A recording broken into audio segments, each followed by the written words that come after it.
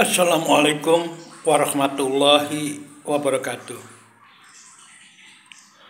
Jumpa kembali dengan Guru Bangsa Channel yang ikut serta dalam mencerdaskan kehidupan bangsa.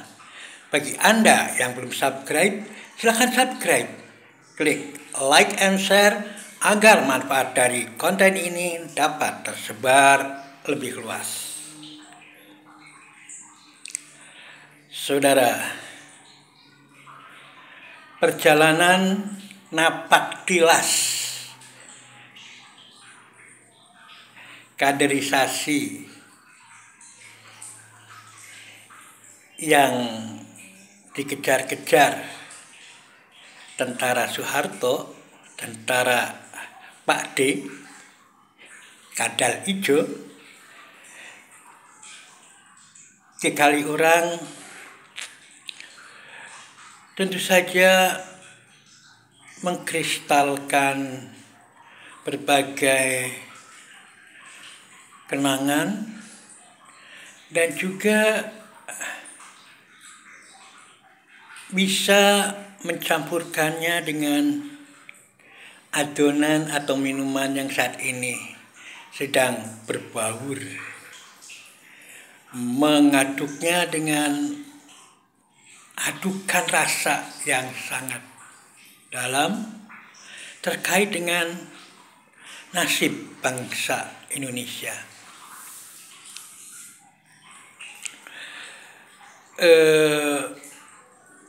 Saya mulai dari akhir kekuasaan Soeharto.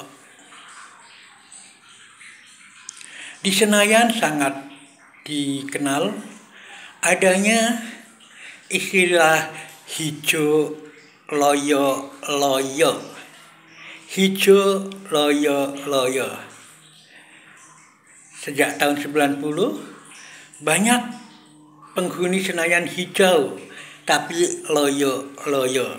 Dalam mana kekuatan untuk mengungkapkan isyhadu bi anna muslimun itu terlalu lemah. Nah, hijau loyo itu orangnya potensial, pendidikannya luar biasa, kekayaannya luar biasa. Pada akhirnya mereka pun harus menghadapi realitas tuntutan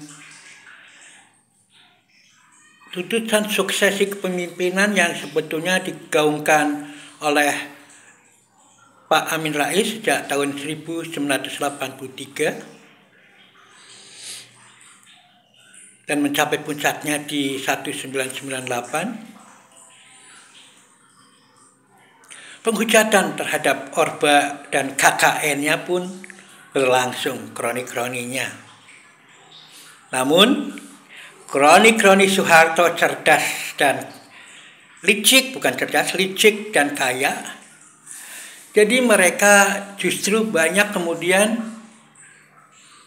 memakai baju jaket baru yang saya katakan walau jaketnya merah, hijau, kuning, kotak-kotak, hatinya tetap kuning. Mereka memegang kendali di dalam perpolitikan dan pada akhirnya tidak ada sanksi organisasi terhadap Golkar.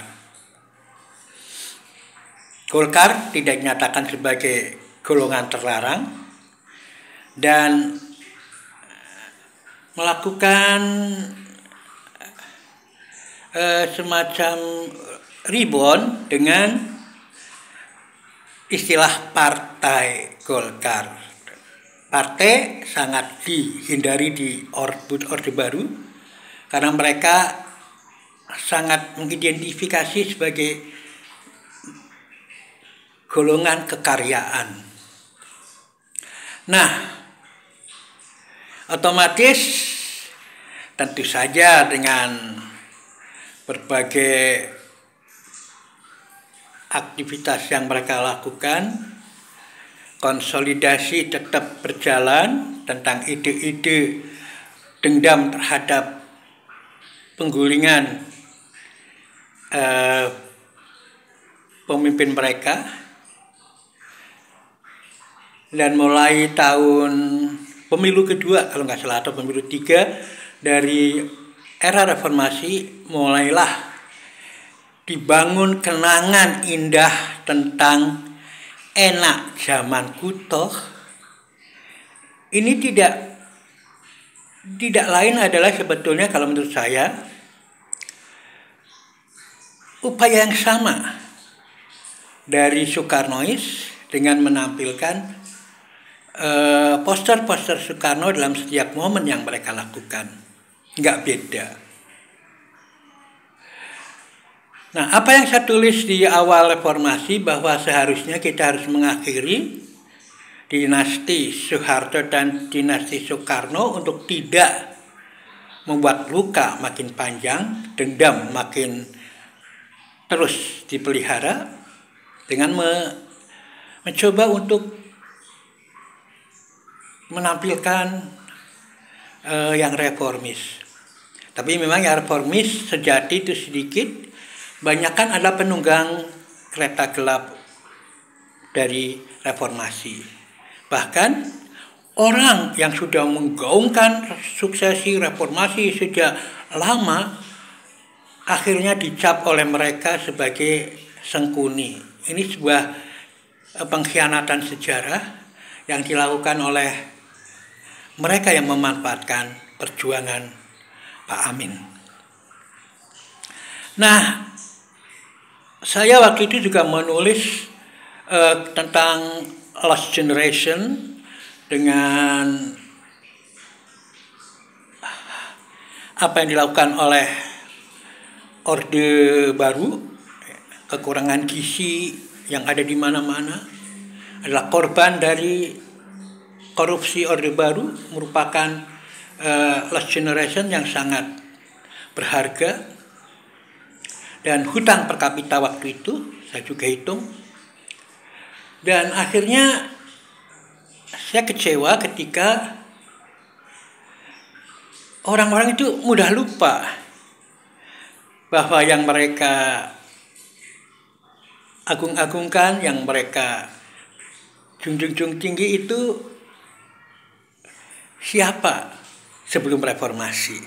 Itu mereka pada lupa atau memang sengaja melupakan. Tapi yang pasti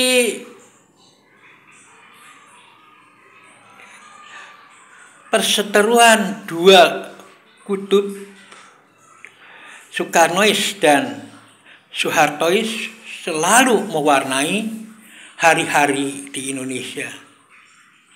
Mewarnai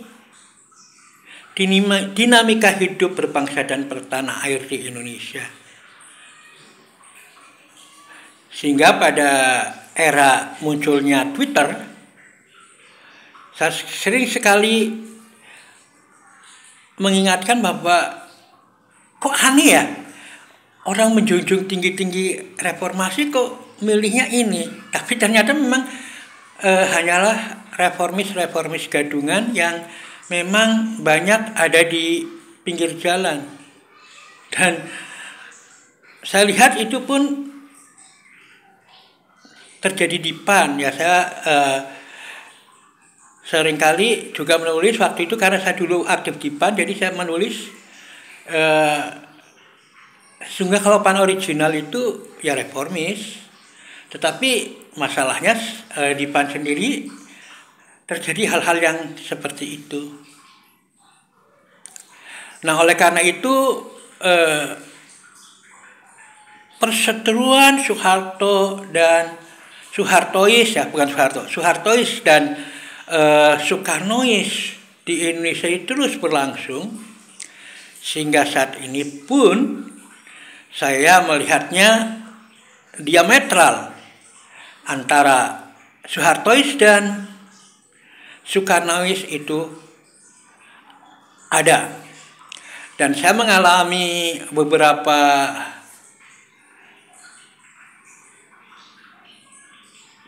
pemadaman akun dari Twitter saya ya,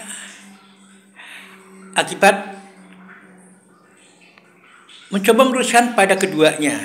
Kadang dimatikan oleh kelompok yang saya yakin, karena itu saya mengulas tentang bagaimana Soekarno, yaitu dipadamkan oleh mereka. Bagaimana saya dipadamkan juga ketika kita mencoba mengkritisi Soeharto. Kalau menurut saya Soeharto itu bukan berpegang pada kelompok Islam. Kalau kelahirannya atau upaya dia meredam PKI di 65 itu bukan karena kecintaannya kepada ideologi ketuhanan yang Maha Esa, tapi karena memang dia memiliki misi-misi pribadi. Karena faktanya setelah itulah berkembang kapitalisme luar biasa di Indonesia. Ya. Dan fakta bahwa dia tidak membela Islam itu pada fakta yang saya lihat sendiri. Tokoh yang secara politikal dan secara aksi nyata melawan PKI melalui partainya ya Masyumi. Namun perlakuan dia terhadap tokoh Masyumi, Ketua Masyumi, Ketua Rabithah Alam Islami, Ketua Dewan Dakwah Islam itu Pak Buya Nasir sungguh sangat tidak menunjukkan bahwa dia mendukung gerakan Islam. Tidak membuat saya berkesimpulan bahwa Soeharto mendukung kelompok Islam. Salah keliru kalau kita beranggap Soeharto mendukung kelompok Islam. Dan hal itu memang dimanfaatkan oleh kelompok-kelompok Islam oportunis untuk kepentingan dirinya sendiri, bukan untuk kepentingan Islam. Saya pernah mengalami sendiri terkait dengan masalah ini ketika Pondok Pesantren Budi Mulia mau membuka unit 2, rencananya Buya Nasir datang ke pondok, tidak dibolehkan tahanan oleh pemerintah Orde Baru. Jadi apa artinya Orde Baru dianggap menekan? Enggak. Dan fakta sejarah pun membuktikan mereka, Soeharto bukan dalam kapasitas sebagai orang yang memperjuangkan Islam. Itu yang harus teman-teman Islam itu harus paham. Buktinya tahun 1974 umat Islam berbondong-bondong protes undang-undang perkawinan campuran. Belum 74, 78 aliran kepercayaan itu adalah betul-betul menyerang akidah. Soeharto mencoba menyerang akidah Islamiyah. Betul, dia itu pecinan Islam. Yang namanya Snugorgoni aja sampai menjadi Haji Abdul Ghaffar. Qur'annya sip, tapi hati nggak bisa mengingkari. Undang-undang kepercayaan, TAP MPR 78 terkait dengan terkait dengan terutama kepercayaan dan membangun panca agama, itulah sesungguhnya wajah Soeharto. Dan setelah itu protes-protes terkait dengan asas tunggal diberangus Tony Ardi dengan waktu istilahnya Webika atas gosong bawah gosong, berangus. Amil Biki peristiwa Tanjung Priuk 84. Kami kecepatan membagi sabaran putih pun. Saudara kami di fakultas 2 orang di penjara 1 tahun, Rustianto Safran dan Saifuddin. Uda, kami manggilnya Uda.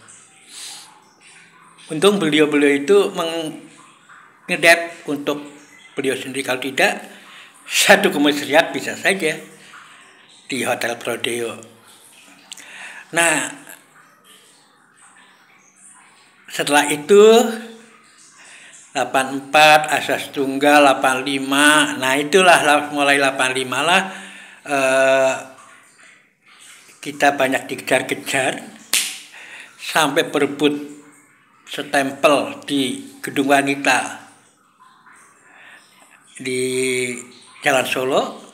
Waktu itu kami sedang rapat komisariat ya, pergantian itu.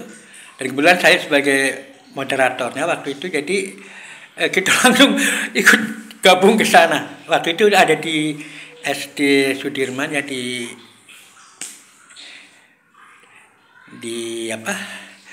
daerah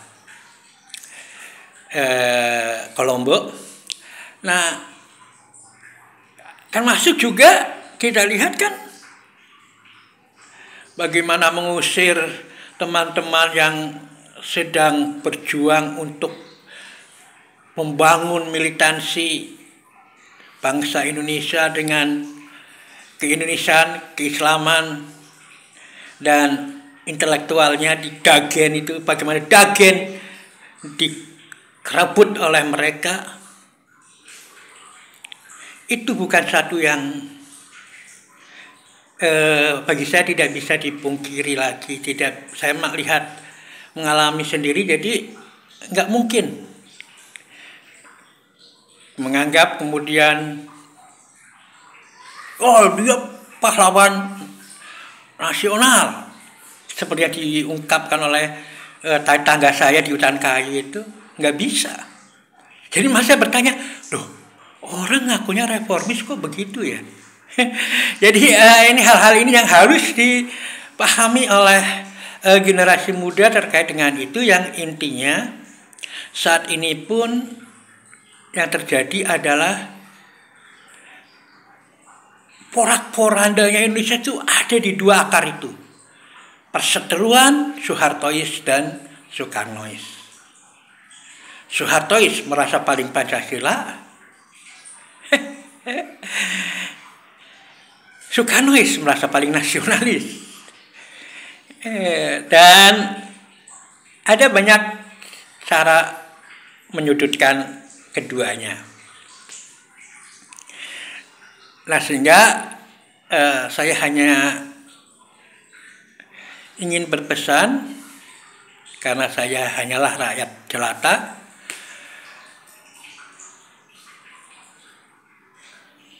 ini terkait dengan Pilpres mendatang.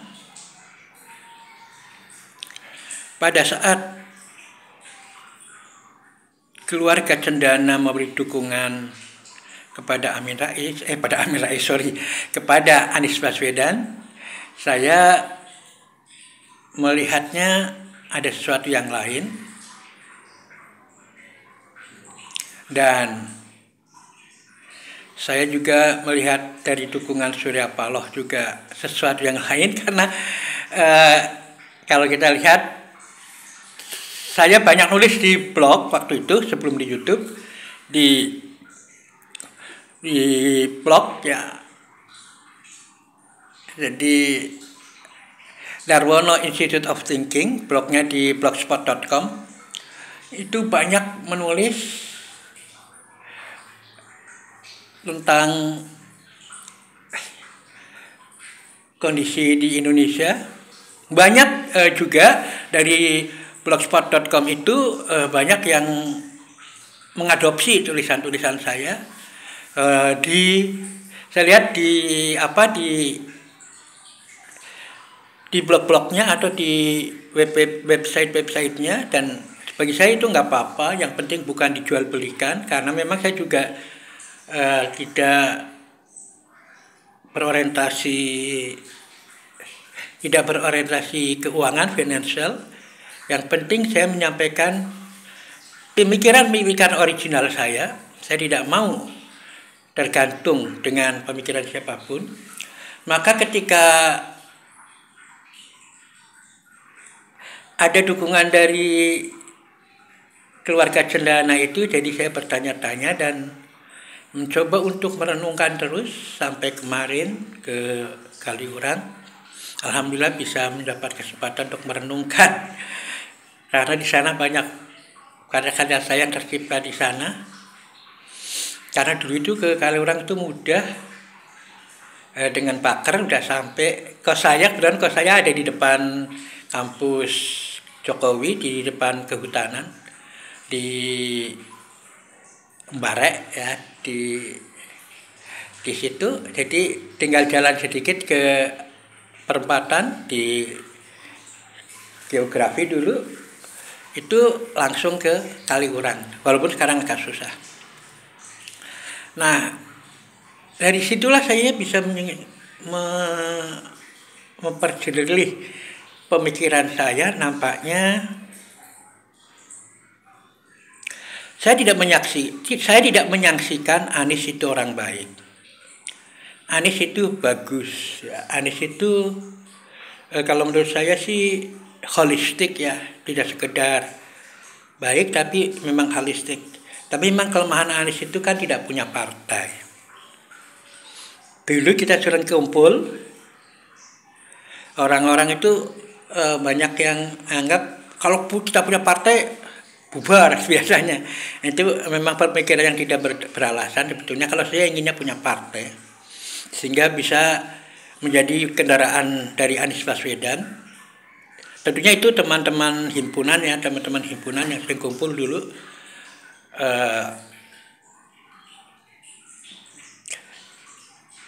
Dan kita ingat masa akhir jabatan Mendikbud Anies itu diakhiri justru 2 hari setelah kami kumpul di keluarga besar itu mengadakan halal bihalal, dan 2 hari kemudian dicopot. Itu saya yakin itu Anies tidak punya salah apapun.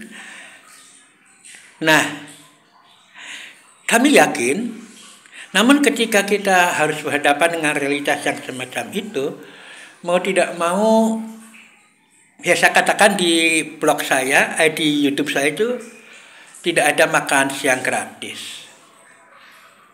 Tidak ada makan siang gratis. Nah, sehingga kalau sekarang dari Demokrat menyatakan ada partai di koalisi yang berkhianat, nah ini perlu digarisbawahi. Saya sangat prihatin, dan saya bisa menyimpulkan kira-kira adalah bahwa di tengah perseteruan Soekarnois dan Soehartois, Anies menjadi terjerat dan didukung nampaknya dimanfaatkan oleh Soehartois. Jadi tentu saja kami sangat berharap dan berdoa mudah-mudahan harapan untuk mendapatkan presiden yang bagus dengan tampilnya Anies Baswedan itu bisa tidak dihalangi oleh ambisi-ambisi perseteruan dari dua dinasti yang akan terus berseteru itu. Semoga dengan Anies terpilih itu, tadinya waktu Jokowi terpilih kami harapkan tidak tidak melanggengkan perseteruan Soekarnois dan Soehartois, tapi akhir-akhir ini malah justru nampak Jokowi putra Soekarno Soehartois. Ya memang kan dulu katanya dari Golkar,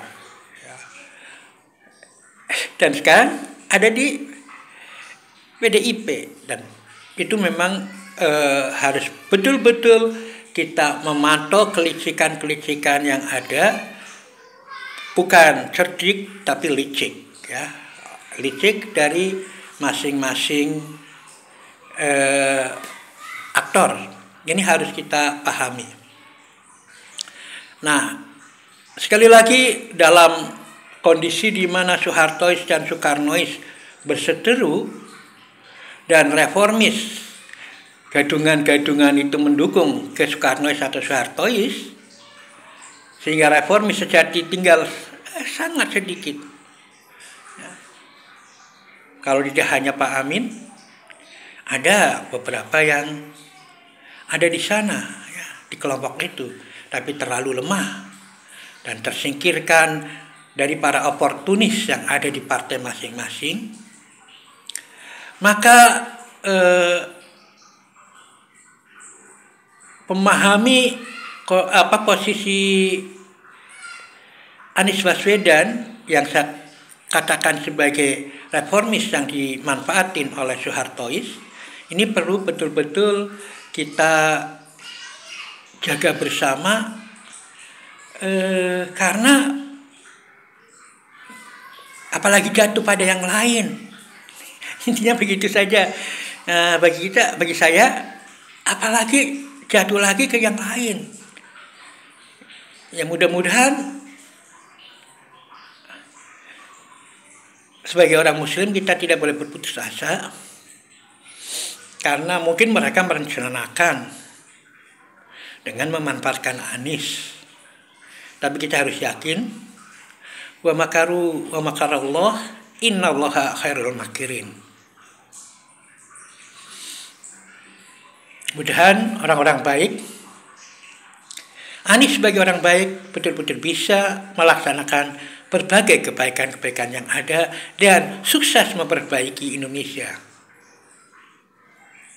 Itu saja, daripada di depan kamera saya menangis, lebih baik kita berdoa saja. Mudah-mudahan Allah betul-betul la ilaha illallah wahdah, sodaq wa'dah, wa nasara abdah, wa a'asa jumtah, wa hasamal ahsaba wahdah. Allah sendirilah yang akan memenangkan kita. Tapi tetaplah pada keyakinan bahwa kita itu berjuang bukan dari dan untuk siapa-siapa, tetapi Allahu khayatuna saja. Dan lakukan dengan cara-cara yang Allah kehendaki. Jangan dengan fitnah, jangan dengan adu domba, dan jangan dengan akhlak masmumah. Jangan dengan akhlak masmumah. Kata-kata dijaga, keteladanan harus dijaga, sebagaimana akhlak dan perilaku Anies Baswedan sendiri yang menjaga kata-kata. Makanya dalam sebuah konten saya katakan, ada micil, pomo kaki podo dipun eli, ing pitutur ingon, kowe iku satrio arane, kudu anteng jatmiko ing budi, ruruh sarta wasis samubarangipun.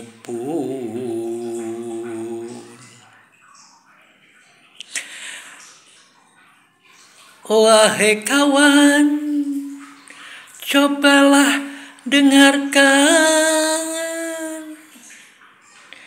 pendapat saya ini. Anies juga Satrio gelarnya. Prophetic leadership, agung budi pekertinya, mawas serta cerdas dalam segalanya.